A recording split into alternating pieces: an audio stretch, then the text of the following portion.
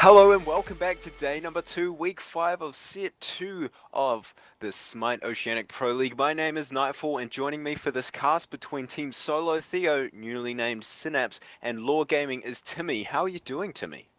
Yeah, I'm doing pretty good. A little bit of an interesting thing that Synapse renamed themselves. I think they're really enjoying Theodore having them on his team, but unfortunately for this game, due to technical reasons that we cannot avoid, picks and bans are not going to be available for this game. However, we do have the match, so we are going to go ahead and go straight into this one for your enjoyment to see.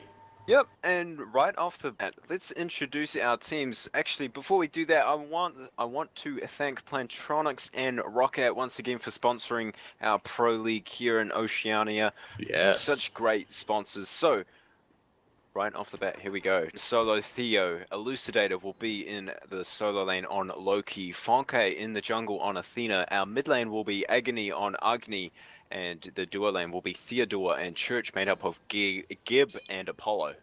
And finally, on the right side of your Spectator UI, on the top side of your minimap, we have Law Gaming. Shrek is going to be Sun Wukong in the solo lane. Census will be Bologna in the jungle. Your mid lane will be the god of portals and transitions, Giannis, it's Goldie. And your duo lanes, Chilled and Dante, is Sylvanas and Ula. So, Transcendent start here for Elucidator. He's gone for that charged Morningstar, and that costs, I'm pretty sure, is it 1,000? 1,400? I'm not entirely sure on the exact number off the top of my head. All I know is that it goes to about it goes to 1,400 to get it to the fully stacked, not fully stacked, to the full build of Transcendence. But yeah, Transcendence on a Loki is very good. It does allow him to have a lot of power, which he needs to be able to clear out those minion waves very easily. And it's pretty much just like a safer version of what the old Heartseeker used to be. Indeed, yeah. And Heartseeker, you'll never see that No, what's a Heartseeker? Oh wow, is this an invade? Shrek and Census trying to invade here on the blue buff. Will they be able to steal it away? They're both still level 1. Who does it go to? Actually, still not down there. Actually, yeah, Shrek. Law Shrek Gaming secures got it. that one. Yeah, Shrek is going to go ahead pick that one. It is going to cripple down Elucidate a little bit. A Loki without much mana is pretty much no Loki at all, especially early on when he really struggles to try and freeze out that wave. Yeah, oh, look at Church on the left-hand side. He's taking so much poke damage that he's almost dead, and he doesn't have the Sylvanas. Theodore's playing the Geb, so he's not going to be able to have any of that Wisp healing. He's going to have to rely on his life still. And any return damage that Church and Theo do will just get healed up by Chilled. And wow, Dante making full use of that Halo Varus, trying to hit Church as soon as it's off cooldown. But look at this, mid camps now being secured by Team Solo Theo after that rough invade in the solo lane. Yeah, they're going to go ahead and try and find as much XP and go as they can. Agni, I hate when he plays Agni. It's so hard to say. It's such a tongue twister. He didn't really get affected by that invade, so he's sitting pretty. However, Flanke is going to be a little bit further behind than Census because he didn't get the XP on that last minion. However, he's going to go ahead and see if he can get something over on his left-hand side. Oh, but Dante and Shield, they're prepared for it. They picked off. They did have a ward there. They saw the full rotation from Agony and Fonke. But Fonke, he's charging out that dash. But no, the team's not in a position to be able to follow up the damage. Yeah, he can't find an opening, although he may be looking at something here. Confound coming out there, but nothing else. The rest of his team is too far behind. Yeah, and just weren't in a position. They didn't want to go aggressive. If they did, then Law Gaming would have backed off much further, and then no taunt would have been dealt to them. Sort of a strange interaction there, but both teams not losing out on anything. First blood still to be drawn, and it looks like Shield wants to be able to do that one. There's a Nature's Grasp, pulls in Theodore. A little bit of damage coming through, but again, they're not playing aggressive. Yeah, Theodore and Church, they really can't do all that much because all the Sylvanas, they do have quite a lot of damage early on, and they're very safe about it. They can trade very easily with those Wisps, giving you protection and healing. Like, for TST, this is really just a farm lane. Just try and stay alive for as long as possible and get as much farm as possible. And it's the same for Law. It's the sustain coming through from Shield that's really going to keep them in the lead of Team Solo Theo. I want to take a look at the graphs, and they're already 500 gold ahead 3 minutes into the game. And Team Solo Theo have nothing to come back except aggression. And Fonke has to make plays on this Athena. Yeah, he needs to. Athena early on, yes, she can do a fair amount of damage, but she doesn't really do a whole lot until she gets a lot of penetration. She's got the shoes of the Magi, so she will have a little bit of flat penetration, but then you start to see a Athena jungle really start to excel as soon as there's a Void Stone coming in. Oh, duo lane. Theodore taken Ooh. extremely low, chilled. I'm pretty sure he landed in Nature's Grasp to pull him in there, but now both teams are all level 5. Is anyone still level 4 on either team? No, everyone Nope. level 5 or level 6. So we're going to see full aggression, full engagement coming up from both teams, especially with a Bellona and a Loki. Look at this, another invade on the right-hand side for TST's blue buff. Elucidate are going to be starved out completely. On the left-hand side, though, Flanke's got a ton onto Chilled. Cataclysm coming up, Shockwave, and Chill's in a bit of a dangerous spot. Will he be able to sustain, though? Here's with the through space and time to back him up. Gets Chilled right out of there, and still no first blood coming through in the mid-camps now for Agony. This is so strange. No one's fully committing. No one's really fully committing because everyone's a little bit awkward at the moment. I think the person right now who can really take the most advantage is Census on the Bellona. But we've seen so far, in most games, the first team to get the first, say, 3 kills, or on the first few kills, they do tend to really, start to snowball and take the game out. Yeah, and Census only really making an impact in that solo lane, that invade.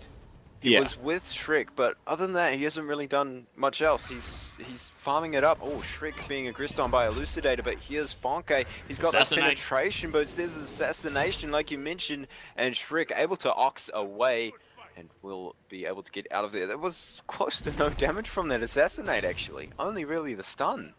Well, he hasn't got the Transcendence fully built up. He had to buy the teleport to get himself back to lane because he's been starved out of mana so much. He's going back again. I believe this is about the 3rd time now.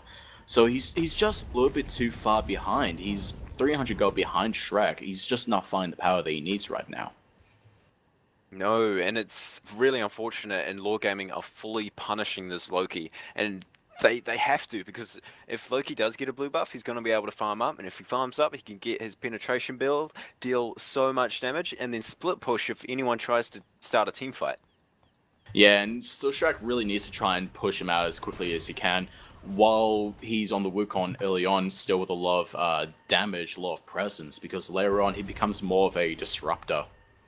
And Law recognized where Team Solo Theo can put their power, which is usually in the Loki. Loki is absolutely insane if he gets if he gets power. So shutting him down early, right off the bat, it's absolutely necessary for them.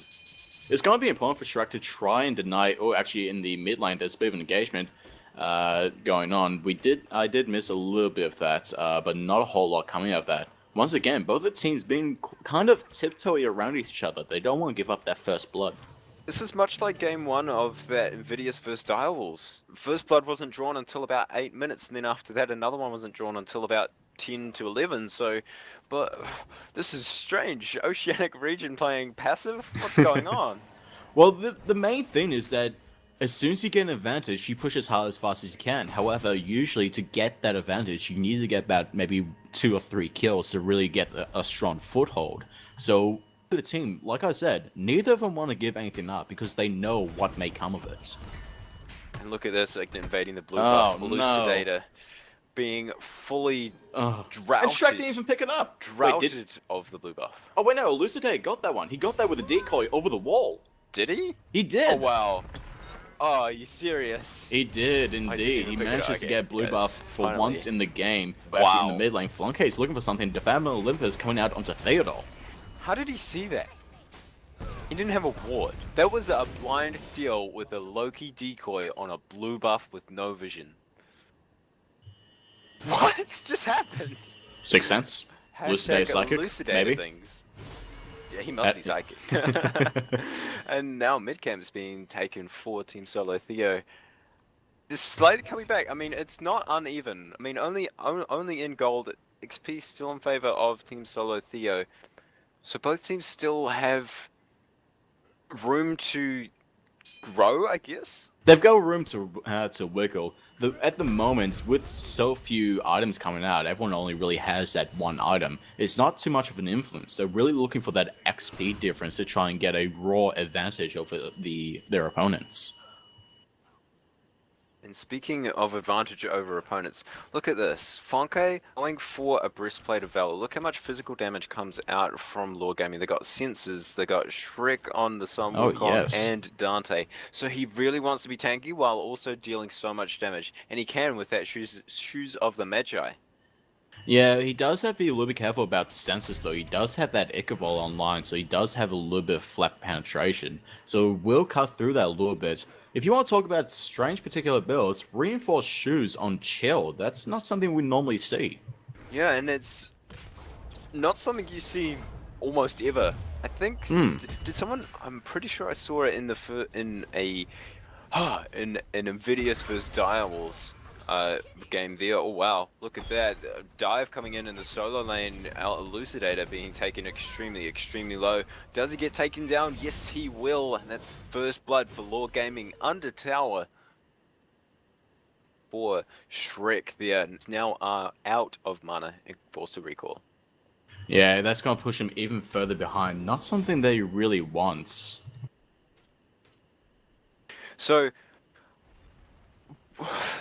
just an even further lead now for Lore. Yeah, I mean, they've got the first blood.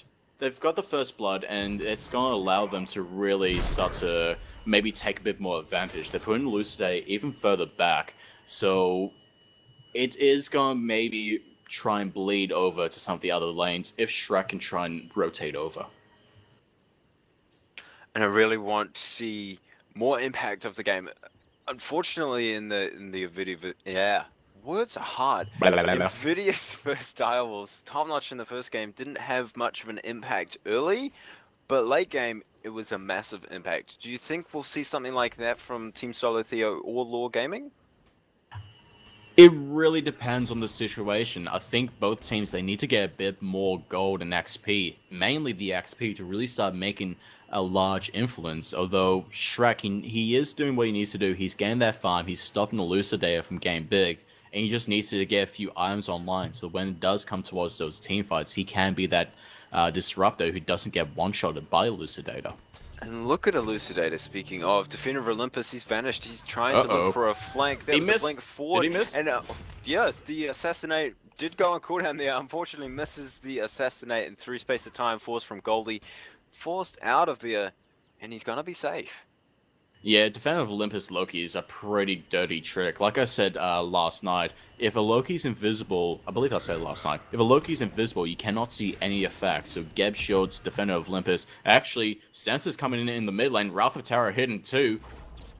Oh, and that's a route down onto Agony, but a pull onto Theodore. Cataclysm now is the Shrek solos out Elucidator in that solo lane under tower, and a dash in from Fonke. Senses takes a lot of damage. Goldie gets stunned up with a Path of Flames from Agony. Return damage with that Threshold and Unstable Vortex.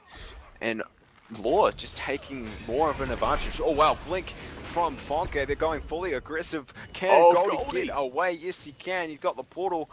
And wow, the aggression now. I don't know how there wasn't a kill there in that mid lane. The only times we've seen kills is Shrek gain a one-on-one with Elucidator underneath his tower, using the decoy to tank up the tower so you can just go full ham on him. Shrek is now demolishing the solo lane. Normally you see a Loki demolishing, but yeah, Shrek is showing Elucidator how you do it. Well, the main thing is that he got shut down fairly early. Those blue buff steals really stalled him out. He's now got the full stacks on the Transcendence, and only now got the Warrior Tabi. And 12 minutes into the game, it's not hugely late, but it is a lot more delayed than what he would have liked. It is a little bit more delayed. Considering that, say, Shrek, he's got the Warrior Tabi as well as the Reinforged Hammer, but he also started off with a Death Soul, and they both have the similar items of the Shielded Teleport. You can see that Shrek is indeed quite far ahead of Elucidator, about 1,500 gold. That's pretty huge, actually. 1.5k gold. That's mainly because he's denying farm of Elucidator, and Shrek has got the tower down as well. Falke, he's now in between 3 members of Law, and they're looking for a grab will not land from the Sylvanas. There's Shrek going aggressive, forces a beads, taunt's not gonna land, and Shrek still going aggressive. He was in a 1v3 situation there, but his team is backing him up. Falke, bit of a lazy back, does get delayed a bit, and look at this, Loki doing Loki things, split pushing. Yeah, but he's taking a bit of a long time trying to get it down because the mid lane is going to fall down at an astronomical speed. A lot of ultimates being dropped down onto the mid lane by Law Gaming. Yeah, and will Census be taken down? Bologna forced away after Eagles rally. Actually, very well placed, and now Fonke will go down to chill. That's the 3rd kill for Law. 3 kills in this game only, 14 minutes into the game, and Elucidator, he teleported over instead of continuing to split push, but did get the tier 1 tower. Look at Dante though, he's taking down this left-hand tower as quickly as he can. Church has already used the Across the Skies, so he can't get in there very quickly. He's gonna go ahead and just leave that there, can't save that tower and try and go for this purple buff of his. And no one's going for the Gold Fury. No. The ward coverage is even, they both got wards on it, but they're not putting as many resources as they could be into it. Why do you think that is? They're just trying to really save, the scraps. If we take a look at Ward's place, we can see that Team TST are actually placing a little bit more wards throughout the rest of that team, a little bit more evenly. Whereas Law Gaming, they're kind of more relying on Shield and Census to get that vision out. If we take a quick look at our graphs as well, we can see that Law is ahead just over 4,000 XP and 3,000 gold, so they're now in a good position to start going for the aggressive plays and try and smother out TST. And now all 3 tier 1 towers are down for the side of Law Gaming, for the side of Team Solo Theo, excuse me. And while we were mentioning it, Gold Fury, or as the pause comes out, Law Gaming looking for that ward control around that Gold Fury. Yeah, Law want to make sure that if they go for this Gold Fury, that it's absolutely perfect. They don't want TST trying to get any kind of advantages coming back in. They've worked hard enough to get these 3 kills, as we've seen. All of the teams have been very careful, very passive, so they don't want to give anything up back to TST. What do you think of this Bologna build? He's gone for Ikaval, Ninja Tabai, and now it looks like Frostbound Hammer. Would you prefer that over a tankiness one? It's a very much, I'm going to do a lot of damage early on with the Ikaval as well as the Warrior Tabi, building a lot of attack speed, so we may see a cheeky chin size coming out, or even just, some raw power to back that up.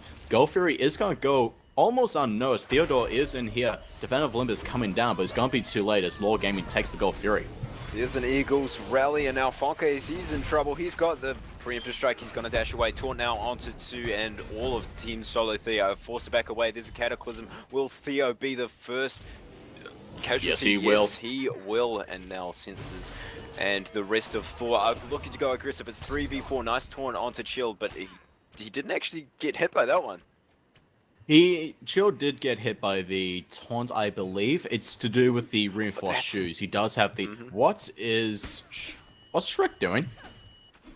What is Shrek doing? He's all the way in the base! He's in the base behind a Phoenix, going aggressive onto Elucidator. He's got the Eagle. He's going to go down to Phoenix. But on the left-hand side, there is a lot of aggression coming out there. Census getting out with hardly any health, but Church will fall to the way of Law Gaming, and they're going to go ahead and fall off this tower. They've done enough time. Shrek is probably flooding the comms with laughter, as well as Law yelling at him. That was confusing to look at. That was very weird. I'm gonna have to ask Shrek what the heck just happened there, because now I'm a little bit intrigued with that. Can we get an interview with him? I really want to know. Can that be a highlight? Yeah. It did distract. Okay, let's think about it from a tactical point of view. He distracted a lot of Team Solo Theo to come back and defend. I mean, he couldn't deal any damage to any objectives, but Elucidator in his own base wasn't able to do anything of it, so he forced back more members of Team Solo Theo while the rest of Law was sieging that tier 2 turret. Hashtag next strats, indeed. that was a little bit strange. But moving on, we're going to look at some of our builds coming in here. What do you think about the breastplate of Hell and Fonke? He should really be looking for a bit more penetration, but does he really need that physical protection more than the Void Stone? It is a good question because Law, while they do have a lot of physical damage in the form of Shrek, Senses, and Dante again, the Void Stone is going to do so much because it reduces that magical protection of Law in that aura. So he's going to be dealing so much while the magical damage coming through is going to be reduced. Goldie forced to beads it in the mid lane. Theodore actually blinks through space and time, forced away, and now it looks like Law want to engage. Shrek's going for that backdoor strike once again. He's going to be coming up behind TST. Flanke, Defender of Olympus, onto Agni. He's trying to look to regroup, and both teams, they're going to go back to a little bit of a standstill. And it seems like they have been for a lot of this game. 18 minutes, Yeah. only 6 kills. Yeah, the only kill that TSC have is on Flanke, whereas, actually, Rafa Terra in the mid lane, Bludgeon's got to come down to Flanke, but the Geb Show's going ahead and mend those wounds. But the tower is going to get focused down by Shrek and Census.